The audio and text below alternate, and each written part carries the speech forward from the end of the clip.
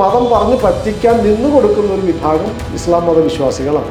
അതുകൊണ്ട് കമ്മ്യൂണിസ്റ്റ് പാർട്ടിക്ക് ഏറ്റവും കൂടുതൽ പ്രതീക്ഷയുള്ളത് ഇസ്ലാമിക മതവർഗീയത ആളിക്കത്തിച്ച് വോട്ട് നേടുക എന്നുള്ളതാണ്. കമ്മ്യൂണിസ്റ്റ് രാജ്യത്ത് എവിടെയെങ്കിലും ജനാധിപത്യം അവർ കൊണ്ടുവന്നിട്ട് ഇരുമ്പ് മുള്ളുകൾ കൊണ്ട് വലയം തീർക്കപ്പെട്ട ഒരു വലിയ കൊട്ട പോലെയാണ് കമ്മ്യൂണിസ്റ്റ് പാർട്ടി. അല്ലെങ്കിൽ എങ്ങോട്ട് തിരിഞ്ഞാലും ഇത് കൊള്ളും. ഇത്രയൊക്കെ അക്രമ രാഷ്ട്രീയം കാണിച്ചിട്ടും കമ്മ്യൂണിസ്റ്റുകാർക്ക് കിട്ടുന്ന ഒരു സ്വീകാര്യത മറ്റു പാർട്ടികൾക്ക് എന്തുകൊണ്ട് ലഭിക്കുന്നില്ല? കേരളത്തിൻ്റെ ബൗദ്ധിക മേഖലയെ അടിമപ്പെടുത്തിയിട്ടാണ് കമ്മ്യൂണിസ്റ്റ് പാർട്ടി മേൽക്കൈ നേടിയതും ഇത്രയും കാലം അധികാരത്തിൽ തുടർന്നതും. മേശയ്ക്കകത്ത് കൊണ്ടുപോയി പൈസ വെച്ചിട്ട് പാർട്ടിയുടെ പോലീസിനെ കൊണ്ട് അറസ്റ്റ് ചെയ്യിപ്പിച്ച് കൈക്കൂലി വാങ്ങിയതാണ് എന്ന് പറഞ്ഞ് കേസുണ്ടാക്കിച്ച് അതതിനെ പിരിച്ചുവിട്ടു. ഭാരതത്തിൽ കമ്മ്യൂണിസ്റ്റ് ഭരണം ഉണ്ടായിരുന്ന ഇടങ്ങളിൽ മുഴുവൻ ഭയപ്പെടുത്തിയാണ് കമ്മ്യൂണിസ്റ്റ് പാർട്ടി അണികളെ നിലയ്ക്കുന്നത്. പാർട്ടി മീറ്റിങ്ങിൽ ഇരുന്ന് കരയാം, നിലവിളിക്കാം, ആക്ഷേപിക്കാം, വാതിലിന് പുറത്തേക്ക് ഇറങ്ങിയാൽ മര്യാദയ്ക്ക് ഇരുന്നോളണം, മിണ്ടിയാൽ കൊന്നുകളയും. Communist party പറഞ്ഞതൊരിക്കലും നടപ്പാക്കിയിട്ടില്ല, നടപ്പാക്കിയതൊരിക്കലും പറഞ്ഞിട്ടുമില്ല. 2024 താങ്കളൊരു പുസ്തകം എഴുതിയിരുന്നു, കമ്മ്യൂണിസം കാപട്യത്തിന്റെ മാനിഫെസ്റ്റോ എന്ന് പറഞ്ഞുകൊണ്ട്. കമ്മ്യൂണിസത്തെ കാപട്യം എന്ന് വിളിക്കാൻ കാരണം എന്താണ് അങ്ങനെ ഒരു പുസ്തകം എഴുതാനുണ്ടായ കാരണം? എല്ലാ മേഖലയിലും അവർ ജനങ്ങളോട് പറയുന്നതൊന്നും ആവിഷ്കരിക്കുന്നത് മറ്റൊന്നുമാണ്, അതായത് വിരുദ്ധമായ കാര്യമാണ്. ഒന്നാണ് ഞാൻ പറഞ്ഞത്, മാനവികതയെക്കുറിച്ച് പറയും, ക്രൂരത അരങ്ങേറ്റു. പാവങ്ങളെ സംരക്ഷിക്കും എന്ന് പറയും, പാവങ്ങളെ വഞ്ചിച്ചു. കർഷകരെ വളർത്തും എന്ന് പറഞ്ഞു, കൃഷിഭൂമി മുഴുവൻ ഇല്ലാണ്ടാക്കി. വ്യവസായത്തെ വളർത്തും അല്ലെങ്കിൽ തൊഴിൽ വളർത്തും എന്ന് പറഞ്ഞു, വ്യവസായങ്ങൾ മുഴുവൻ സമരം നടത്തി പൂട്ടിച്ചു. ജനാധിപത്യത്തെക്കുറിച്ച് പ്രസംഗിക്കുന്നു, തങ്ങളെ എതിർക്കുന്നവരെ മുഴുവൻ ഉന്മൂലനം ചെയ്യുന്നു, ഏതെങ്കിലും തരത്തിൽ ശാരീരികമായോ സാംസ്കാരികമായോ ഉന്മൂലനം ചെയ്യുന്നു. സോഷ്യലിസത്തെക്കുറിച്ച് പറയുന്നു, പക്ഷെ നേതാക്കന്മാർ കോടീശ്വരന്മാരായിട്ട് മാറുന്നു. അവർ പറഞ്ഞ ഇന്ത്യയുടെ ഐക്യത്തെക്കുറിച്ച് അവർ വാതോരാതെ പ്രസംഗിക്കുന്നു. ഇന്ത്യയുടെ ദേശീയ ഐക്യം തകരുന്നതിനാവശ്യമായ നയങ്ങളും പരിപാടികളും ആസൂത്രണം ചെയ്യുന്നു. അപ്പോൾ ഏത് കാര്യം ഇത് ഇത്രയും വലിയ കാപട്യം എന്ന് പറയുന്നത് എന്താണ്? പറയുന്നതൊന്നും പ്രവർത്തിക്കുന്നത് വേറൊന്നും, അതിനാണല്ലോ കാപട്യം എന്ന് പറയുന്നത്. അപ്പോൾ കമ്മ്യൂണിസ്റ്റ് പാർട്ടി പറഞ്ഞതൊരിക്കലും നടപ്പാക്കിയിട്ടില്ല, നടപ്പാക്കിയതൊരിക്കലും പറഞ്ഞിട്ടുമില്ല. പിന്നെ എന്തുകൊണ്ടാണ് അവർക്ക് തുടർ ഭരണം വീണ്ടും ലഭിച്ചുകൊണ്ടിരിക്കുന്നത്? അത് അവർ ഭരണം നേടിക്കൊണ്ടിരിക്കുന്നത് ഈ പറയുന്ന ഞാൻ മുമ്പേ പറഞ്ഞതുപോലെ ഉള്ള കാര്യങ്ങളൊന്നും പറഞ്ഞിട്ടല്ല, വികസനമോ തൊഴിലോ സംസ്കാരമോ ഒന്നും പറഞ്ഞിട്ടല്ല. തെരഞ്ഞെടുപ്പ് അടുക്കുമ്പോൾ ഇപ്പോൾ ഉണ്ടാക്കുന്നത് പോലെ ചില വിവാദങ്ങൾ ഉണ്ടാക്കുന്നു, ചില മതപരമായ ഇഷ്യൂസ് ഉണ്ടാക്കുന്നു, വർഗീയ വിഭജനം സൃഷ്ടിച്ചിട്ടാണ് കേരളത്തിൽ അവർ അധികാരത്തിലേറിയത്. 1967 മുതൽ 57 അവർ വർഗീയതയെ ചൂഷണം ചെയ്തു, അഥവാ മതവികാരത്തെ, ഹിന്ദുക്കളുടെ മതവികാരത്തെ ചൂഷണം ചെയ്തു. 67 മുതൽ അവർ ന്യൂനപക്ഷ മതവിഭാഗങ്ങളെ പ്രീണിപ്പിച്ചിട്ടാണ്, വിശേഷിച്ചും ഇസ്ലാം മതവിഭാഗങ്ങളെ ചൂഷണം ചെയ്തിട്ടാണ് അവർ അധികാരത്തിലേറുന്നത്. കേരളത്തിലെ ഈ ഏതാണ്ട് ഇപ്പോൾ ഞാൻ പറയാം, ക്രിസ്ത്യൻ ഇസ്ലാം മതവിഭാഗങ്ങളെ കൂട്ടിച്ചേർത്താൽ 50% ന്യൂനപക്ഷമാണ്. അപ്പോൾ 50% ന്യൂനപക്ഷ വോട്ടുകൾ സംഘടിതമാണ്. ഏതാണ്ട് 100% അല്ലെങ്കിൽ ബഹുഭൂരിപക്ഷവും രണ്ട് വിഭാഗവും മതപരമായി സംഘടിതരാണ്, രാഷ്ട്രീയമായും മതപരമായും ഒന്നിച്ച് സംഘടിതരാണ്. ബാക്കിയുള്ള 50% ഹിന്ദു പേരുകാരിൽ ബഹുഭൂരിപക്ഷവും കമ്മ്യൂണിസ്റ്റ് പാർട്ടിയുടെ കൂടെ ആയിരുന്നു. ഈ ആദ്യത്തെ അവരുടെ മുദ്രാവാക്യങ്ങളിൽ വിശ്വസിച്ച് പോയ അനേകം ആൾക്കാരുണ്ട്. ബഹുഭൂരിപക്ഷം ഹിന്ദുക്കളും അത് നേരാണെന്ന് വിശ്വസിച്ചു. അങ്ങനെ പോയവർ പാർട്ടിയുടെ അടിമകളാക്കപ്പെട്ടു. പിന്നെ അവർക്ക് പുറത്തു പോകാൻ പറ്റില്ല, പുറത്തു പോയാൽ അവരെ നശിപ്പിച്ച് കളയും. അപ്പോൾ കമ്മ്യൂണിസ്റ്റ് പാർട്ടിയുടെ ഇപ്പോൾ ഈ കഴിഞ്ഞ ദിവസം ഞാൻ ഒരാളെ കണ്ടു, പരിചയപ്പെട്ടു. അയാളെ പരിചയപ്പെട്ട ഒരാളെ പരിചയപ്പെട്ടു. അയാൾ ഇതുവരെ പാർട്ടിയുടെ എനിക്കൊന്ന് ഈ ഇലക്ട്രിസിറ്റി ബോർഡിലെ മറ്റോ എഞ്ചിനീയറോ മറ്റോ ആയിരുന്ന ആളാണ്. പെൻഷനായി പിറ്റേ ദിവസം അയാൾ മറുപക്ഷം തോന്നുന്നു. കാരണം എന്താ വെച്ചാൽ അയാൾ പേടിയായിരുന്നു. ജോലി ട്രാൻസ്ഫർ ചെയ്യുമോ, കള്ളക്കേസിൽ കൊടുക്കുമോ, പീഡിപ്പിക്കുമോ എന്നൊക്കെ പേടിപ്പിച്ചാണ് ഇവർ ഈ ഉദ്യോഗസ്ഥ വൃന്ദങ്ങളെയും ഒട്ടനേകം ആൾക്കാരെയും കൂടെ നിർത്തുന്നത്. കമ്മ്യൂണിസ്റ്റ് പാർട്ടിയിൽ നിൽക്കുന്നവരെല്ലാവരും ഭയപ്പെട്ട് നിൽക്കുന്നവരാണ്. ഉറപ്പായിട്ട് 99% പ്രത്യേകിച്ച് ഉദ്യോഗസ്ഥർ, ജോലിക്കാർ, സർക്കാർ ജോലിക്കാർ, പോലീസിലടക്കമുള്ള. ഇപ്പോൾ എന്തുകൊണ്ടാണ് ഇപ്പോൾ കേരളത്തിൽ ഇപ്പോൾ ഈ സമരങ്ങൾ കുറേ നടക്കേണ്ടത്? എന്തുകൊണ്ടാണ് കോൺഗ്രസ്സുകാരോ BJP-ക്കാരോ ഒക്കെ സമരം നടന്നാൽ പോലീസ് തല്ലും, അടിക്കാൻ ലാത്തി ചാർജ്, സമരം നടക്കുന്നിടത്ത് ലാത്തി ചാർജ് നടന്നോട്ടെ. DYFIക്കാർ സമരം നടത്തുന്നിടത്തും തന്നെ ലാത്തിചാർജ് നടക്കാത്ത, അല്ലെ SFIക്കാർ എത്രയോ ക്രൂരമായ ആക്രമണങ്ങൾ നടത്തുന്നു, സമരങ്ങൾ നടത്തുന്നു. എന്തുകൊണ്ടാണ് അവർ പോലീസ് അടിക്കാത്തത്? പോലീസുകാർക്ക് നേരെ ആക്രോശിക്കുകയും അവരെ തല്ലുകയും ചെയ്യുന്നത് ഈ അടുത്ത കാലത്ത് എത്ര തവണ കണ്ടു? പോലീസുകാർക്ക് ഭയമാണെന്നാണ് പറയുന്നത്. എന്താ സംശയം? അവരെ 2-3 കാര്യങ്ങളാണ് ഈ പോലീസ് അടക്കമുള്ള ജോലിക്കാരെ കമ്മ്യൂണിസ്റ്റ് പാർട്ടി വരുതിയിൽ നിർത്തുന്നത്. 2-3 കാര്യങ്ങളിലൂടെയാണ്. 1, കള്ളക്കേസിൽ കൊടുക്കുക.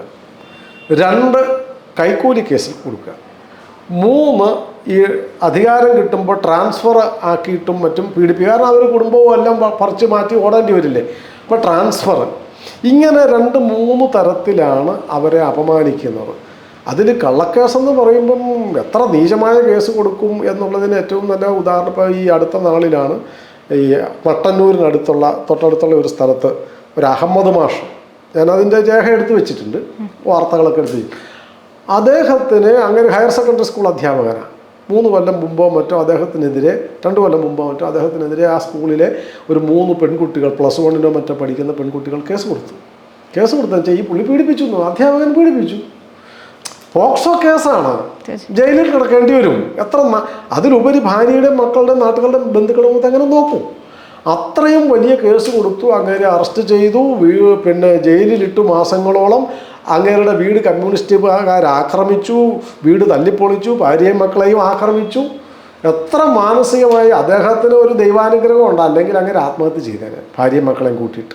അത് ചെയ്തില്ല. പക്ഷേ ഒരു 3 മാസം മുമ്പ് അവർ ഹൈക്കോടതിയിലോ മറ്റോ അതോ ജില്ലാ കോടതിയിലോ വന്നിട്ട് ഈ പെൺകുട്ടികൾ ഈ സാറിൻ്റെ കാലേ വീണു.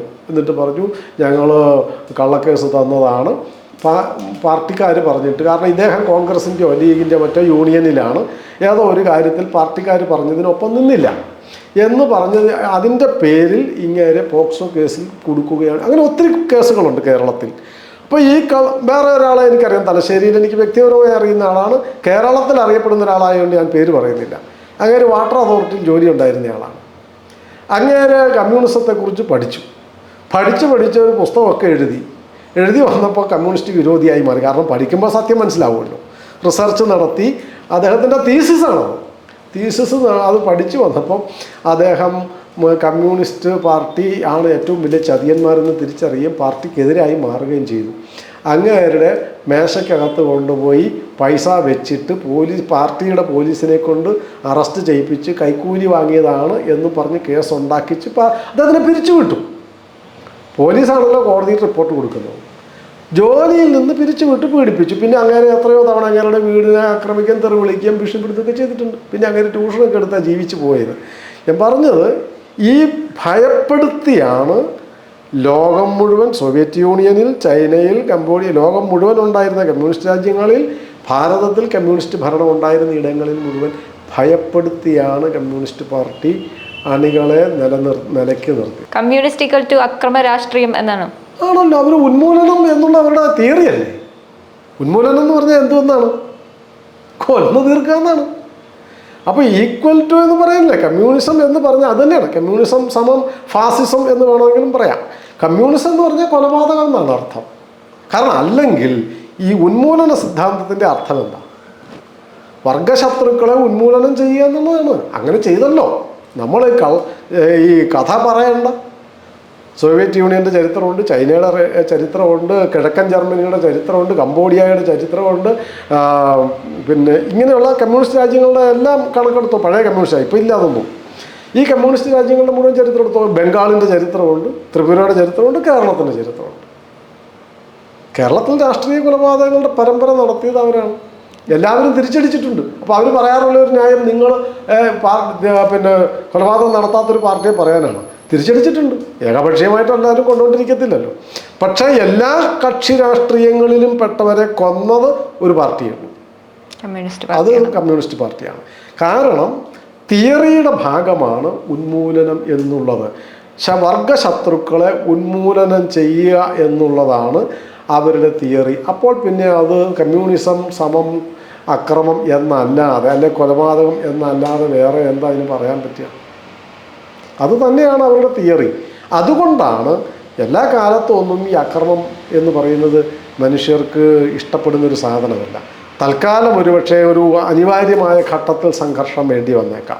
പക്ഷേ എല്ലാ കാലവും സംഘർഷവും കൊലപാതകവും ചോരക്കളിയും ആണ് വേണ്ടത് എന്ന് പറഞ്ഞാൽ അതിന് നിന്നു കൊടുക്കാൻ സമൂഹം തയ്യാറാവില്ല എന്നുള്ളതിൻ്റെ തെളിവാണ് കമ്മ്യൂണിസ്റ്റ് പാർട്ടി അതിനെയെല്ലാം ഉപേക്ഷിക്കാൻ കാരണം. കമ്മ്യൂണിസ്റ്റ് പാർട്ടിയെ ജനങ്ങൾ ഉപേക്ഷിക്കാൻ കാരണം. കമ്മ്യൂണിസ്റ്റ് പാർട്ടിയിൽ ഇപ്പോൾ ഏകാധിപത്യമാണ് നടന്നുകൊണ്ടിരിക്കുന്നത് എന്ന് പറയുമ്പോഴും ജനാധിപത്യപരമായാണല്ലോ അവർ തിരഞ്ഞെടുക്കപ്പെടുന്നത്, ജനങ്ങളാണല്ലോ തിരഞ്ഞെടുക്കുന്നത്. അപ്പം അതിനെ എങ്ങനെ ഏകാധിപത്യപരമായി അവരുടെ നിയമങ്ങൾ മാത്രം നടപ്പിലാക്കുന്നു എന്ന് പറയാൻ പറ്റും? അതിൽ EMS പറഞ്ഞിട്ടുണ്ട്. EMS യുവാക്കളോ, അതായത് DYFIക്കാർക്ക് നടത്തിയ ക്ലാസ് ആയിരിക്കണം, പുസ്തകമായിട്ടുണ്ട്. യുവാക്കളോട് എന്ന് പറഞ്ഞിട്ടാണ് പുസ്തകം. അതിനകത്ത് പറഞ്ഞിരിക്കുന്നത് ജനാധിപത്യം എന്നുള്ളത് ഒരു അടവ് നയമാണ്. എന്ന് വെച്ചാൽ എപ്പോഴാണോ കമ്മ്യൂണിസ്റ്റ് ആധിപത്യം വരുന്നത് അതുവരെ അധികാരം കിട്ടണമല്ലോ. അപ്പോൾ അധികാരം കിട്ടുന്നതിന് വേണ്ടിയുള്ള ഒരു തന്ത്രം എന്നുള്ള നിലയിലാണ് ഈ ജനാധിപത്യ പ്രക്രിയയെ കാണേണ്ടതുള്ളൂ. അത് കിട്ടിയ കാരണം ഇപ്പോൾ ഇവിടെ കമ്മ്യൂണിസ്റ്റ് ഭരണം അല്ലല്ലോ, ഇവിടുത്തെ ഭരണഘടന അനുസരിച്ച് തെരഞ്ഞെടുപ്പ് വേണം. അപ്പോൾ തെരഞ്ഞെടുപ്പ് കിട്ടുന്നതിൽ എപ്പോഴെങ്കിലും കമ്മ്യൂണിസ്റ്റ് പാർട്ടിക്ക് പൂർണ്ണമായ അധികാരം കിട്ടുകയാണെന്നിരിക്കട്ടെ, അപ്പോൾ പിന്നെ അവർ ഭരണഘടന മാറ്റി കമ്മ്യൂണിസ്റ്റ് ഈ ഭരണഘടന അവർ നടപ്പാക്കും. കമ്മ്യൂണിസ്റ്റ് ഭരണഘടന വന്നാൽ രണ്ടാമതൊരു പാർട്ടിക്ക് അവിടെ അധികാരമില്ല, യോഗ്യതയില്ല, രണ്ടാമത് രാഷ്ട്രീയ പാർട്ടി ഇല്ല, ഭരണഘടനയെ മാറ്റും. കമ്മ്യൂണിസ്റ്റ് പാർട്ടിയുടെ ജനാധിപത്യം എന്ന് അവരുദ്ദേശിക്കുന്നത് ജനാധിപത്യ രാജ്യത്തല്ല. ജനാധിപത്യ രാജ്യത്ത് അവരല്ലല്ലോ ഇവിടെ ജനാധിപത്യം ഉണ്ടാക്കിയത്, അത് ഭരണഘടന വാഗ്ദാനം ചെയ്യുന്നതാണ്. കമ്മ്യൂണിസ്റ്റ് രാജ്യത്ത് എവിടെയെങ്കിലും ജനാധിപത്യം അവർ കൊണ്ടുവന്നിട്ടുണ്ടോ? അവർ അങ്ങനെയാണ് മോഡൽ കാണിക്കണമല്ലോ. കമ്മ്യൂണിസ്റ്റ് രാജ്യങ്ങളിൽ എവിടെയായിരുന്നു ജനാധിപത്യം? സോവിയറ്റ് യൂണിയനിൽ പ്രതിപക്ഷ കക്ഷി ഉണ്ടായിരുന്നോ? ചൈനയിൽ ഏതായിരുന്നു പ്രതിപക്ഷ രാഷ്ട്രീയ പാർട്ടി? ഈ ക്യൂബയിൽ ഏതായിരുന്നു പ്രതിപക്ഷ പാർട്ടി? ഈ മറ്റു മുമ്പ് ഞാൻ ആവർത്തിക്കുന്നില്ല, കമ്മ്യൂണിസ്റ്റ് രാജ്യങ്ങളിലൊക്കെ ഉണ്ടായിരുന്ന പ്രതിപക്ഷ പാർട്ടികൾ ഏതായിരുന്നു? പിന്നെ അവർ ചിലരെ വാഴിച്ചിട്ടുണ്ട്. അതായത് പാർട്ടി പറയുന്നവർ ഇപ്പം ചൈനയിലൊക്കെ ആണെങ്കിൽ അവർ പറയുന്ന, റഷ്യയിലുമൊക്കെ അവർ അക്കാലത്ത്, ഇപ്പോഴല്ല പണ്ട് കാലത്ത് അവർ പറയുന്ന ചില പുരോഹിതന്മാരെ അവർ വാഴിച്ചിട്ടുണ്ട്. ചൈനയിൽ അവർ ദലൈലാമ അവർ വാഴിച്ചിട്ടുണ്ട്.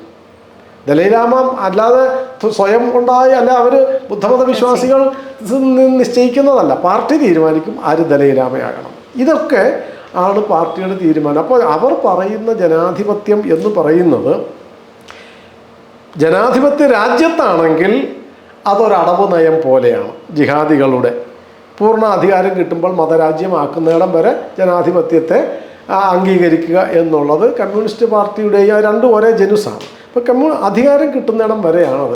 കമ്മ്യൂണിസ്റ്റ് പാർട്ടിക്കുള്ളിൽ ജനാധിപത്യം എന്നവരുദ്ദേശിക്കുന്നത് അഥവാ പാർട്ടിയിൽ ഈ ജനാധിപത്യ രാജ്യത്ത് അവർ പറയുന്നത് ഉൾപാർട്ടി ജനാധിപത്യം എന്നാണ്. അതാണ് ഈ കമ്മ്യൂണിസ്റ്റ് രാജ്യത്ത് പറയുന്ന, കമ്മ്യൂണിസത്തിൽ പറയുന്ന ജനാധിപത്യം എന്ന് പറയുന്നത് ഉൾപാർട്ടി ജനാധിപത്യം. അതായത് നിങ്ങൾക്ക് ഇവിടെ ഇരുന്ന് കരഞ്ഞു തീർക്കാം, പാർട്ടി മീറ്റിങ്ങിൽ ഇരുന്ന് കരയാം, നിലവിളിക്കാം, ആക്ഷേപിക്കാം, വാതിലിന് പുറത്തേക്ക് ഇറങ്ങിയാൽ മര്യാദയ്ക്ക് ഇരുന്നോളണം, മിണ്ടിയാൽ കൊന്നുകളയും.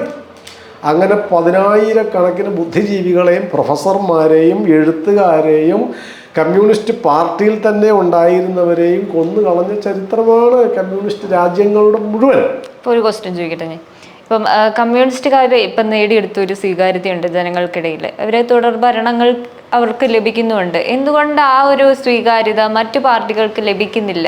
അല്ലെങ്കിൽ അവർ ഇത്രയൊക്കെ അക്രമ രാഷ്ട്രീയം കാണിച്ചിട്ടും കമ്മ്യൂണിസ്റ്റുകാർക്ക് കിട്ടുന്ന ഒരു സ്വീകാര്യത മറ്റു പാർട്ടികൾക്ക് എന്തുകൊണ്ട് ലഭിക്കുന്നില്ല? രണ്ട് കാര്യമാണ്. ഒന്ന്, ഈ കേരളം, ആധുനിക കേരളം സൃഷ്ടിച്ചത് നവോത്ഥാന നായകരാണെന്ന് ഞാൻ പറഞ്ഞല്ലോ. നവോത്ഥാനത്തിൻ്റെ അടിസ്ഥാന മൂല്യവും സങ്കല്പവും എന്തായിരുന്നു? സാമൂഹിക സമത്വമായിരുന്നു. എല്ലാ സമുദായത്തിൽ നിന്നും, അത് സവർണനെന്നോ അവർണനെന്നോ നോക്കാതെ ഏത് സമുദായത്തിൽ ജനിച്ചവരും പ്രവർത്തിച്ചത് സാമൂഹിക സമത്വത്തിന് വേണ്ടിയിട്ടാണ്. അപ്പോൾ അവർ ഇങ്ങനെ ഒരു കേരളം ഒരുക്കി, പുതിയ കേരളം അവർ സൃഷ്ടിച്ചു. വിദ്യാഭ്യാസ കേരളം, ഞാൻ മുമ്പേ പറഞ്ഞതുപോലെ ആവർത്തിക്കുന്നില്ല, ഈ കേരളം മുഴുവൻ അവർ സൃഷ്ടിച്ചു. അവിടേക്കാണ് കമ്മ്യൂണിസ്റ്റ് പാർട്ടി വരുന്നത്. ഈ നവോത്ഥാന നായകർ പറഞ്ഞ അതേ സാമൂഹിക സമത്വമാണ് അധികാരത്തിലൂടെ ആവിഷ്കരിക്കാൻ പോകുന്നത് ഞങ്ങൾ എന്ന് കമ്മ്യൂണിസ്റ്റ് പാർട്ടി പറഞ്ഞു. അതാണോ അല്ലയോ എന്നറിയില്ലല്ലോ. അപ്പോൾ അപ്പോൾ ഈ സാമൂഹിക സമത്വം എന്നുള്ളതും സാംസ്കാരികമായ മാനവികമായ കാര്യങ്ങളാണല്ലോ സംസ്കാരമുള്ള എല്ലാവരും ഉൾക്കൊള്ളുന്നത്, അംഗീകരിക്കുന്നത്. അതുകൊണ്ട് ഈ നവോത്ഥാന നായകരെ പിന്തുടർന്നു വന്ന സാക്ഷര സമൂഹം, കവികൾ, എഴുത്തുകാർ, പരിഷ്കർത്താക്കൾ, പിന്നെ അധ്യാപകർ, വിദ്യാസമ്പന്നരായ, അതായത് ഉൽപ്പതിഷ്ണുക്കളായ എല്ലാവരും വിചാരിച്ചു കൊള്ളാമല്ലോ, ഈ ആചാര്യന്മാർ പറഞ്ഞത് തന്നെയാണ് കമ്മ്യൂണിസ്റ്റ് പാർട്ടി നടപ്പാക്കാൻ പോകുന്നതെങ്കിൽ അതല്ലേ വേണ്ടത്. അവരെല്ലാവരും കമ്മ്യൂണിസ്റ്റിനെ ഉയർത്തിപ്പിടിച്ചവരാണ്. അതിങ്ങനെ ഉയർത്തിയത് കാരണം കമ്മ്യൂണിസ്റ്റ് പാർട്ടി പറഞ്ഞ വാഗ്ദാനം ശരിയാണല്ലോ എന്ന് അവർ വിചാരിച്ചു തെറ്റിദ്ധരിച്ചു. അവർക്കറിയില്ലല്ലോ. പിന്നെ ഇതിന് സോവിയറ്റ് യൂണിയനെ കുറിച്ച് എഴുതിയിട്ടുണ്ട് പലരും. സോവിയറ്റ് എന്നൊരു നാടുണ്ട്, അത്രേ പോകാൻ കഴിഞ്ഞെങ്കിൽ എന്ത് ഭാഗ്യം എന്നൊക്കെ എഴുതിയിട്ടുണ്ട്. മധുര മനോഹര മനോജ്ഞ ചൈന എന്ന് ONV കുറുപ്പ് കവിത എഴുതിയിട്ടുണ്ട്. അപ്പോൾ അത്തരം കവിതയെല്ലാം കേട്ടപ്പോൾ ജനങ്ങൾ വിചാരിച്ചു അതാണ് അത്രയും സുന്ദരമായ, ഒരു ഉച്ചനീചത്വവും ഇല്ലാത്ത, എല്ലാവർക്കും തുല്യമായി സമ്പത്തുള്ള, എല്ലാവർക്കും തുല്യമായി അധികാരം കിട്ടുന്ന അതല്ല ഈ നവോത്ഥാന നായകർ ആഗ്രഹിച്ച കാര്യം. അപ്പോൾ ജനാധിപത്യ രാജ്യത്ത് ഇത് കമ്മ്യൂണിസ്റ്റ് പാർട്ടിയെ കൊണ്ടുവരുന്നതെങ്കിൽ അതല്ലേ പിന്തുടരേണ്ടത്. എല്ലാവരും കൂട്ടത്തോടെ ഈ പറഞ്ഞ മുദ്രാവാക്യത്തിൻ്റെ പിന്നാലെ പോയി അത് നേരാണെന്ന് അറിഞ്ഞിട്ട് അല്ല എന്ന് സോവിയറ്റ് യൂണിയനിലും ചൈനയിലും ഒന്നും നടന്നത് അതല്ല, പച്ച കൊലപാതകമാണെന്ന് അറിഞ്ഞത് എപ്പോഴാണ്? 80കളുടെ അവസാനം 90കളിലൊക്കെ ആയപ്പോഴാണ് അറിഞ്ഞത്. പക്ഷേ അപ്പോഴേക്കും അതിനോടകം ഈ പറയുന്ന വിഭാഗം, ഈ സംസ്കാര സമ്പന്നമായ വിദ്യാഭ്യാസ, സാഹിത്യ, ഇങ്ങനെ എല്ലാ രംഗങ്ങളിലുള്ള വിഭാഗം അതിനോടകം കമ്മ്യൂണിസ്റ്റ് പാർട്ടിയിൽ എത്തിക്കഴിഞ്ഞിരുന്നു. അവരെ അധികാരം ഉപയോഗിച്ച് ഈ മുൾവലയ്ക്കകത്താക്കുകയും ചെയ്തു കമ്മ്യൂണിസ്റ്റ് പാർട്ടി. അത് അധികാരം ഉപയോഗിച്ചു. അവിടെ ഞാൻ മുമ്പേ പറഞ്ഞത്, അധികാരം ഉപയോഗിച്ച് ഉദ്യോഗസ്ഥന്മാരെയും അക്കാദമികളും സ്ഥാനങ്ങളും എല്ലാം അവർ പിടിച്ചെടുത്ത് അവരിലൊക്കെ ഇവരെ വാഴ്ത്തുപാട്ട് നടത്തുന്ന ആരാണോ അവരെ സ്ഥാനങ്ങൾ കൊടുത്തു. അപ്പോൾ സ്ഥാനങ്ങളും അവാർഡുകളും പൈസയും ആർക്കാണ് വേണ്ടാത്തത്? എല്ലാവർക്കും അത് വേണമല്ലോ, പ്രത്യേകിച്ചും എഴുത്തുകാർ, സാഹിത്യകാരന്മാർ. അപ്പോൾ അവരെന്ത് ചെയ്തു? ഇത് കൊള്ളരുതായ്മയാണെന്ന് തിരിച്ചറിഞ്ഞെങ്കിലും മിണ്ടാതെ ഇരുന്ന് അവർക്ക് വേണ്ടി പാട്ടെഴുതി. അങ്ങനെയാണ് കേരളത്തിൽ ഈ കമ്മ്യൂണിസ്റ്റ് പാർട്ടിക്ക് മേൽ, പ്രത്യേകിച്ചും ഒരു കാര്യം, ഈ ആദ്യകാലത്ത് ഉച്ചനീചത്വം ഉണ്ടായിരുന്നത് ഹിന്ദു സമൂഹത്തിലായിരുന്നു. അതുകൊണ്ട് ഉച്ചനീചത്വത്തെ ഇല്ലാതാക്കിയത് സാമൂഹ്യ പരിഷ്കർത്താക്കളും നവോത്ഥാന നായകരുമാണ്. ആ ഉച്ചനീചത്വം ഇല്ലാത്തൊരു സമൂഹത്തെ നിലനിർത്താൻ പോകുന്നത് കമ്മ്യൂണിസ്റ്റ് പാർട്ടിയാണെന്ന് കേട്ടപ്പോൾ ഈ ഹിന്ദു സമൂഹമാണ് ബഹുഭൂരിപക്ഷവും കമ്മ്യൂണിസ്റ്റ് പാർട്ടി പോയത്. കമ്മ്യൂണിസ്റ്റ് പാർട്ടിയിൽ ഒരു 20 കൊല്ലം മുൻപ് കണക്കെടുത്തെന്നാൽ കമ്മ്യൂണിസ്റ്റ് പാർട്ടി മെമ്പർഷിപ്പിൻ്റെ 85-90% ഹിന്ദു നാമധാരികളായിരുന്നു.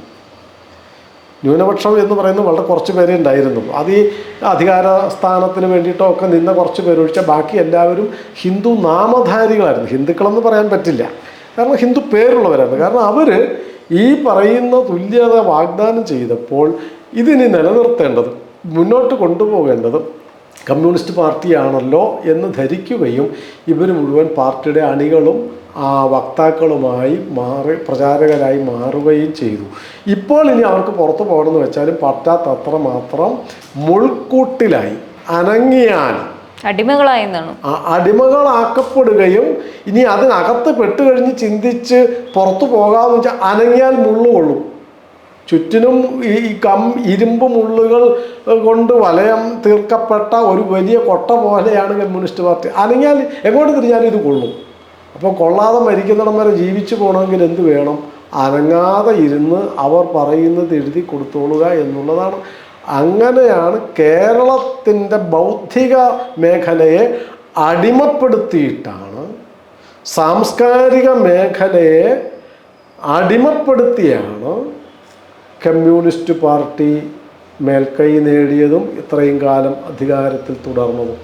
അതിനെ ചോദ്യം ചെയ്യുന്നവരെയാണ് അവർ ഉന്മൂലനം ചെയ്തുകൊണ്ടിരിക്കുന്നത്. ഞാൻ ഉദാഹരണം പറഞ്ഞല്ലോ. അപ്പോൾ അവരുടെ ഏറ്റവും വലിയ ക്രൂരതകളെ ന്യായീകരിച്ചിരുന്നയാളാണ് പ്രൊഫസർ MN വിജയൻ. അദ്ദേഹത്തിനെ വരെ അവസാനം ആട്ടും തെറിയും കേൾക്കേണ്ടി വന്നു. അദ്ദേഹത്തിൻ്റെ അന്ത്യം വളരെ ദയനീയമായിരുന്നു. അന്ത്യം എന്ന് വെച്ചാൽ ഞാൻ മരണം എന്ന അർത്ഥത്തിലല്ല, അന്ത്യകാലം. ഇവരുടെ മുഴുവൻ തെറി കേൾക്കേണ്ടി വന്നില്ലേ? എന്തുകൊണ്ടാണ്? ഞാൻ മുമ്പേ പറഞ്ഞില്ലേ, വയലാർ രാമവർമ്മ കമ്മ്യൂണിസ്റ്റ് പാർട്ടിയുടെ അടിമത്തത്തിൽ നിന്ന് പുറത്ത് കടക്കാൻ ശ്രമിച്ച എല്ലാവരെയും അവർ തെറി വിളിച്ചിട്ടുണ്ട്. പഴയ കണക്കിൽ പറഞ്ഞ വയലാർ രാമവർമ്മ, G. ശങ്കരക്കുറുപ്പ് അടക്കമുള്ള ആൾക്കാർ, പിന്നെ ചങ്ങമ്പുഴ അടക്കമുള്ള ആൾക്കാരെ കമ്മ്യൂണിസ്റ്റ് പാർട്ടി പച്ച തെറി വിളിച്ചിട്ടുണ്ട്, പലരെയും ആക്രമിച്ചിട്ടുണ്ട്. 10 കൊല്ലം മുൻപ് നടന്ന തെരഞ്ഞെടുപ്പിൽ, ഞാനത് കഴിഞ്ഞ ദിവസം ഒരിടത്ത് പറഞ്ഞിരുന്നു, 10 കൊല്ലം മുൻപ് നടന്ന തെരഞ്ഞെടുപ്പിൽ അന്ന് ഗണേശൻ കോൺഗ്രസിൻ്റെ കൂടെയാണ്, നമ്മുടെ ട്രാൻസ്പോർട്ട് മന്ത്രി. അദ്ദേഹത്തിന് വേണ്ടി പാട്ടെഴുതി കൊടുത്ത, രമേശ് ചെന്നിത്തലയ്ക്ക് വേണ്ടി പാട്ടെഴുതി കൊടുത്ത, അദ്ദേഹത്തിന് വേണ്ടി പ്രചാരണത്തിന് പോയ കുറേ സിനിമാ നടന്മാരുണ്ടായിരുന്നു. അവരെ മുഴുവൻ ഇവർ തെറി വിളിച്ചു. അവരുടെ സിനിമാ പോസ്റ്ററിൻ്റെ തലയുടെ ഭാഗം വെട്ടിക്കളഞ്ഞു. കാരണം അവരെ വെട്ടിക്കൊല്ലാൻ അപ്പോൾ അവരെ കൊന്നു എന്ന് ഒരു മനസംതൃപ്തിക്ക് വേണ്ടി ഇപ്പോൾ ഇവരില്ലേ, എന്താ ദിലീപിൻ്റെ ഭാര്യ ഇപ്പോൾ കാവ്യ മാധവൻ്റെയൊക്കെ സിനിമാ പോസ്റ്റർ, കാവ്യ മാധവൻ കരുനാഗപ്പള്ളിയിൽ ഏതോ ഒരു ടെക്സ്റ്റൈൽ ഉദ്ഘാടനത്തിനോ മറ്റോ പോയപ്പോൾ ഡിവൈഎഫ്ഐക്കാർ പ്രകടനം നടത്തി, അവർക്കെതിരെ തെറി വിളിച്ചുകൊണ്ട്. അവരുടെ സുരേഷ് ഗോപിയുടെ, ജഗദീഷിൻ്റെ, അന്ന് പിന്നെ എനിക്ക് തോന്നുന്നത് അത്ര ആ ഒരു സിനിമാ നടി നടന്മാരുടെ നീണ്ട നിര പ്രചാരണത്തിന് പോയി പല ആൾക്കാർക്കും വേണ്ടി. അവരെ മുഴുവൻ തെറി വിളിക്കുകയും അവരുടെ പോസ്റ്ററുകളെ മുഴുവൻ വലിച്ച് തലഭാഗം വെട്ടിക്കളയുകയും. ഒരു കാര്യം പറയാം, വയലാറിൻ്റെ മകൻ, വയലാർ ശരത്ചന്ദ്രവർമ്മ ആണെന്ന് തോന്നുന്നു, രമേശ് ചെന്നിത്തലയ്ക്ക് വേണ്ടി പ്രചാരണ ഗീതം എഴുതി കൊടുത്തത്. അങ്ങയുടെ വീട്ടിൽ പോയി ഭീഷണിപ്പെടുത്തി. വയലാറിൻ്റെ മകൻ കോൺഗ്രസ്സുകാർക്ക് വേണ്ടി പാട്ട് എഴുതാൻ പാടില്ല എന്ന് പറഞ്ഞ പാർട്ടിയെ കമ്മ്യൂണിസ്റ്റ് പണ്ട് പുരാതന കാലത്തല്ല, 10 കൊല്ലം മുമ്പത്തെ കാര്യം. അതിനെക്കുറിച്ച് അദ്ദേഹം പ്രതികരിച്ചു. അദ്ദേഹം പറഞ്ഞു, എൻ്റെ അമ്മയെ പണ്ട്, അച്ഛൻ്റെ അമ്മയെ പണ്ട് പിന്നെ കമ്മ്യൂണിസ്റ്റ് പാർട്ടി ചീത്ത വിളിച്ചിട്ടുണ്ട്. അതെന്താ കാര്യം എന്ന് വെച്ചപ്പം ഈ വക്കം പുരുഷോത്തമൻ കോൺഗ്രസ്സാണ്, അദ്ദേഹം തെരഞ്ഞെടുപ്പിന് നിന്നപ്പോൾ എല്ലാ വീടുകളിലും പോകുമല്ലോ, അതാണ് ഒരു ജനാധിപത്യം, വോട്ട് കിട്ടിയാലും കിട്ടിയില്ല. വയലാറിൻ്റെ വീട്ടിൽ പോയി, അപ്പം വയലാറിൻ്റെ അമ്മയുണ്ട്, വയലാറിൻ്റെ അമ്മയുടെ മുമ്പിൽ നമസ്കരിച്ച് അനുഗ്രഹിക്കണമെന്ന് പറഞ്ഞു. അതൊരു സംസ്കാരമല്ലേ? അതിൻ്റെ പേരിൽ വയലാറിൻ്റെ അമ്മയെ ചീത്ത വിളിച്ച പാർട്ടിയാണ് ഈ കമ്മ്യൂണിസ്റ്റ് പാർട്ടി. അത്തരത്തിലുള്ള സംസ്കാരങ്ങൾ പോലും ഉൾക്കൊള്ളാൻ പറ്റാത്തൊരു പാർട്ടിയാണ്. ഒരു സംസ്കാരവും കമ്മ്യൂണിസ്റ്റ് പാർട്ടിക്ക് ഉൾക്കൊള്ളാൻ കഴിയില്ല. ഒറ്റ വാക്കിൽ പറഞ്ഞ കമ്മ്യൂണിസം, മുമ്പേ കമ്മ്യൂണിസം സമം കൊലപാതകം എന്ന് പറഞ്ഞത്, അല്ലെങ്കിൽ അക്രമം എന്ന് പറഞ്ഞത്, കമ്മ്യൂണിസം സമം സംസ്കാര വിരുദ്ധത.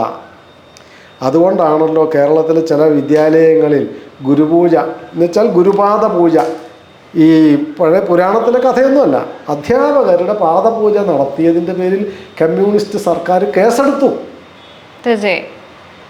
അപ്പോൾ സാംസ്കാരികമായ ഒരു കാര്യവും നിലനിർത്താൻ അവർ അനുവദിക്കില്ല എന്നർത്ഥം.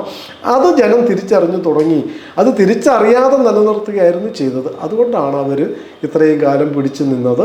ഇപ്പോൾ അവരുടെ കയ്യിലെ ഇത്തരം ആൾക്കാർ പൊഴിഞ്ഞു പോയി തുടങ്ങിയപ്പോഴാണ് അവർ ജിഹാദികളെ കൂട്ടുപിടിച്ചിട്ട് എങ്ങനെയെങ്കിലും ജീവൻ നിലനിർത്താനുള്ള ഒരു പരിശ്രമമാണ് കമ്മ്യൂണിസ്റ്റ് പാർട്ടി ചെയ്തുകൊണ്ടിരിക്കുന്നത്. ഇപ്പം ന്യൂനപക്ഷങ്ങളുടെ വോട്ടെന്ന് പറയുന്നത് വളരെ ഒരു വിഭാഗം തന്നെയുണ്ട്. അപ്പോൾ അവരുടെ വോട്ടെന്ന് പറയുന്നത് വളരെ പ്രാധാന്യമുള്ളതാണ്. ഈ ന്യൂനപക്ഷങ്ങളുടെ വോട്ട് നേടാൻ കമ്മ്യൂണിസ്റ്റുകാർ പ്രത്യേകം ശ്രദ്ധിക്കുന്നതായിട്ട് തോന്നിയിട്ടുണ്ട്. പിന്നെ ഞാൻ പറഞ്ഞല്ലോ 67 തൊട്ട് ചെയ്തത്. ഇപ്പോൾ ഏറ്റവും ഒടുവിലത്തെ കാര്യം പറഞ്ഞു തന്നാൽ പൗരത്വ നിയമ ഭേദഗതി മുസ്ലിങ്ങളുമായിട്ട് യാതൊരു ബന്ധമില്ലാത്തൊരു നിയമമാണോ? അഭയാർത്ഥികളായ ചില ആൾക്കാർക്ക് വേണ്ടിയിട്ട്, അതായത് മറ്റ് അയൽപക്ക രാജ്യങ്ങളിൽ നിന്ന് മതപീഡനം കൊണ്ട് അഭയാർത്ഥികളായി ഭാരതത്തിലേക്ക് ഓടി വന്ന ആൾക്കാർക്ക് പൗരത്വം കൊടുക്കാനുള്ള നിയമമാണ് അത്. ആ ഭേദഗതി എന്ന് പറയുന്നത് അതായിരുന്നു. അത് മുസ്ലിങ്ങളായിട്ട് യാതൊരു ബന്ധവുമില്ല. പക്ഷേ കേരളത്തിൽ, ഇപ്പോൾ കേരളത്തിൻ്റെ ചർച്ച മതിയല്ലോ, മുഴുവൻ ഭാരതത്തിലും വിട്ടേക്ക്. കേരളത്തിൽ ഇത് ഏറ്റവും കൂടുതൽ മുസ്ലിങ്ങൾക്കെതിരാണെന്ന് പറഞ്ഞ് പ്രചരണം നടത്തിയത് ആരാ? എല്ലാവരും ഉണ്ടായിരുന്നു. കോൺഗ്രസും കമ്മ്യൂണിസ്റ്റ് പാർട്ടിയും മുസ്ലിങ്ങളടക്കം പ്രചാരണത്തിലുണ്ടായിരുന്നു. പക്ഷെ അതിൻ്റെ ഈ മുമ്പിൽ നിന്ന് പ്രചാരണം നയിച്ചവരാരാ? കമ്മ്യൂണിസ്റ്റ് പാർട്ടിയാണ്. ഏതെങ്കിലും നാട്ടിൽ, ഭാരതത്തിൽ എവിടെയെങ്കിലും ഒരു സംഘർഷത്തിൻ്റെ പേരിൽ, അത് വ്യക്തിപരമായിരിക്കാം, അല്ലെങ്കിൽ സാമ്പത്തികമായിരിക്കാം, തർക്കമായിരിക്കാം, കള്ളു കുടിച്ചിട്ടുണ്ടായ തർക്കമായിരിക്കാം, എന്തെങ്കിലും പേരിലൊരു സംഘർഷം നടക്കുകയും അവിടെ ഒരു മുസ്ലിം നാമധാരി കൊല്ലപ്പെടുകയും ചെയ്താൽ കമ്മ്യൂണിസ്റ്റ് പാർട്ടിയുടെ പ്രചാരണം എന്താണ്? മുസ്ലിം പീഡനമെന്നാണ്. അത് കൊന്നതാരാണെന്ന് നോക്കത്തില്ല. ഉറപ്പായിട്ട് അവർ പറയുന്നത് സംഘപരിവാറുകാർ കൊന്നു പറയുന്നത്. അങ്ങനല്ലേ പ്രചരിപ്പിക്കുന്നത്? അപ്പോൾ എന്തിനാണ് ഈ നുണ പറഞ്ഞ് പ്രചരിപ്പിക്കുന്നത്? മുസ്ലിങ്ങളുടെ പേരുപയോഗിച്ച് മുസ്ലിങ്ങളെ വഞ്ചിച്ചുകൊണ്ട് അവരുടെ മതവികാരത്തെ ചൂഷണം ചെയ്ത്, അവരുടെ മതവികാരം ചൂഷണം ചെയ്യാൻ എളുപ്പമാണ്. അതിൽ അവർക്കുണ്ടൊരു ഉത്തരവാദിത്വം. കേട്ട പാടി കേൾക്കാത്ത പാതി ഏതാണ് സത്യമെന്ന് അന്വേഷിക്കാതെ അവർ കലാപത്തിനിറങ്ങും. അങ്ങനെ കലാപത്തിനിറങ്ങിയ ചരിത്രം ഒത്തിരിയുണ്ട്. രണ്ടെണ്ണം ഞാൻ ഉദാഹരണത്തിന് പറയാം, പണ്ടത്തേതും പുതിയതും പറയാം. 1921 മാപ്പിളക്കലാപം തുടങ്ങിയതിന് പറഞ്ഞ കാരണം മലപ്പുറത്തുള്ള തിരൂരങ്ങാടിയിലുള്ള മമ്പുറം പള്ളി വെടിവെച്ച് തകർത്തു എന്നാ പോലീസ്. അങ്ങനെ ഒരു വെടിവെപ്പ് ഉണ്ടായിട്ടില്ല, അവിടെ ഒരു അക്രമവും നടന്നിട്ടില്ല. പക്ഷേ ഇത് മുഴുവൻ മുസ്ലിങ്ങളും പ്രചരിപ്പിക്കുകയും അവർ വാളും കത്തിയായിട്ട് ഇറങ്ങി കലാപം നടത്തുകയും ചെയ്യും. അപ്പോൾ അവരത് വിശ്വസിച്ചു എന്നാണല്ലോ അർത്ഥം. തൊടുപുഴയിലെ ന്യൂമാൻ കോളേജിലെ പ്രൊഫസർ, അദ്ദേഹം എഴുതിയ ചോദ്യം എന്ന് പറയുന്നത് PT കുഞ്ഞുമുഹമ്മദിൻ്റെ ആണെന്ന് തോന്നുന്നു. അതൊന്നുകൂടെ വെരിഫൈ ചെയ്യേണ്ടതാണ്. ഏതായാലും ഒരു മുസ്ലിം നാമധാരിയുടെ ഒരു കഥയിൽ നിന്ന് എടുത്ത കാര്യമാണ്. അത് ചോദ്യമാക്കി എന്ന് മാത്രം ഒരു തെറ്റ് അങ്ങനെ ചെയ്തിട്ടുള്ളൂ. പക്ഷെ അത് പിന്നെ പ്രവാചകനെതിരാണെന്ന് പറഞ്ഞിട്ട് ആ മനുഷ്യനെ ക്രൂരമായി കൊല്ലാതെ കൊന്നത് എന്തുകൊണ്ടാണ്? സത്യമായിരുന്നു അതിൻ്റെ പിന്നിലുണ്ടായിരുന്നു? ഒന്നും ഉണ്ടായിരുന്നില്ല. അപ്പോൾ കള്ളത്തരം വിശ്വസിക്കാൻ അവർ മതത്തിൻ്റെ പേരിൽ കള്ളത്തരം വിശ്വസിക്കാൻ തയ്യാറാണ്. ഒരു ഉദാഹരണം പറയാം. പൗരത്വ നിയമ ഭേദഗതിക്കെതിരെ രാജ്യം മുഴുവൻ കലാപം നടത്തുമ്പോൾ തിരുവനന്തപുരത്ത് ഈ മുസ്ലിം തീവ്രവാദി വിഭാഗവും കമ്മ്യൂണിസ്റ്റുകാരും കോൺഗ്രസ്സുകാരും അടക്കം സെക്രട്ടേറിയറ്റിന് മുമ്പിൽ ഒരു സമരം നടത്തി. പല സമരങ്ങളിൽ ഒന്ന് മയ്യത്ത് നമസ്കാരമായിരുന്നു. മയ്യത്ത് നമസ്കാരം. അവിടെ ജാമിയ മിലിയ കോളേജിൽ 2 മുസ്ലിം പെൺകുട്ടികളെ പോലീസ് വെടിവെച്ച് കൊന്നു എന്ന് പറഞ്ഞിട്ടായിരുന്നു മയ്യത്ത് നമസ്കാരം. മയ്യത്ത് നമസ്കാരവും പ്രാർത്ഥനയും മുസ്ലിങ്ങൾ നടത്തി. പക്ഷെ അങ്ങനെ ഒരു മയ്യത്ത് ഉണ്ടായിട്ടില്ല. ഇപ്പം ഇല്ല. എന്തുകൊണ്ട് ഇല്ലാത്ത മയ്യത്തിൻ്റെ പേരിൽ മുസ്ലിം നേതൃത്വം ചോദിക്കണ്ടേ, അല്ലെ വിശ്വാസികൾ ചോദിക്കണ്ടേ? ഈ കള്ളത്തരം പറഞ്ഞിട്ട് ഞങ്ങളെ പറ്റിക്കുന്നത് എന്തിനാണ്? നിങ്ങൾ മുസ്ലിങ്ങളെ ചതിക്കുക ചെയ്യുന്നതെന്ന് ഏതെങ്കിലും ഒരു മുസ്ലിം വിളിച്ച് പറഞ്ഞു? അപ്പോൾ അവരതിന് നിന്നുകൊടുക്കാൻ തയ്യാറാണ്. കമ്മ്യൂണിസ്റ്റ് പാർട്ടി ആ മതവികാരത്തെ ചൂഷണം ചെയ്ത് നുണ പറഞ്ഞുകൊണ്ട് അവരെ വഞ്ചിച്ചുകൊണ്ടാണ് എരുതിയിൽ എണ്ണ ഒഴിക്കുകയും എരുതി ഇല്ലെങ്കിൽ അവർ തീ ഉണ്ടാക്കും. എരുതിയിൽ എണ്ണ ഒഴിക്കാച്ചാൽ ഉള്ള തീയാണല്ലോ. ഇതില്ലാത്ത തീ അവർ കത്തിച്ചുണ്ടാക്കും. എന്നിട്ട് അതിൽ എണ്ണ ഒഴിച്ച് പകരും. എന്നിട്ടത് മതത്തിന് വേണ്ടിയിട്ടാണ് എന്ന് പറഞ്ഞ് മുസ്ലിം മതവികാരത്തെ ഇപ്പോൾ കേരളത്തിൽ നല്ല സംഖ്യയിലുണ്ട്. തന്നെയല്ല ക്രിസ്ത്യാനികൾ കുറേയൊക്കെ ഈ മതത്തിൻ്റെ പിടുത്തത്തിൽ നിന്ന് പൂർണ്ണമായും അല്ലെങ്കിലും ഭാഗികമായിട്ടൊക്കെ മതപരമായ ചിന്തയ്ക്ക് അപ്പുറത്തേക്ക് അവർ കുറച്ചുകൂടി സ്വയം ചിന്തിക്കാനായിട്ടൊക്കെ തുടങ്ങി. അതുകൊണ്ട് അവരെ ഇനി മതം പറഞ്ഞ് പറ്റിക്കാൻ പറ്റില്ല എന്ന് കമ്മ്യൂണിസ്റ്റ് പാർട്ടിക്ക് അറിയാം. അതുകൊണ്ട് മതം പറഞ്ഞ് പറ്റിക്കാൻ നിന്നു കൊടുക്കുന്ന ഒരു വിഭാഗം ഇസ്ലാം മതവിശ്വാസികളാണ്. അതുകൊണ്ട് കമ്മ്യൂണിസ്റ്റ് പാർട്ടിക്ക് ഏറ്റവും കൂടുതൽ പ്രതീക്ഷയുള്ളത് ഇസ്ലാമിക മതവർഗീയത ആളിക്കത്തിച്ച് വോട്ട് നേടുക എന്നുള്ളതാണ്.